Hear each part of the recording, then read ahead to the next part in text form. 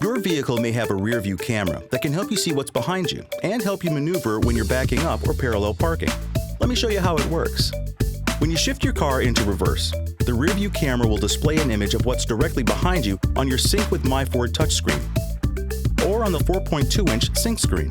Here, the camera can use up to 4 different guides to help direct you. Fixed guidelines show you the actual path your car is going in while reversing in a straight line.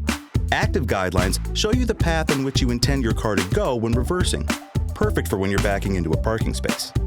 A centerline guide, which helps if you're trying to line up your vehicle with a trailer, for instance, and enhanced park aids, which uses colored block indicators to let you know which side an object is on and how close it is. In addition to the guidelines, you'll see the red, yellow, and green lines, or zones, on your screen. The objects in the red zone are closest to your vehicle, and the objects in the green zone are farthest away. You can tell if an object is getting closer to you if it moves from green to yellow and finally to red.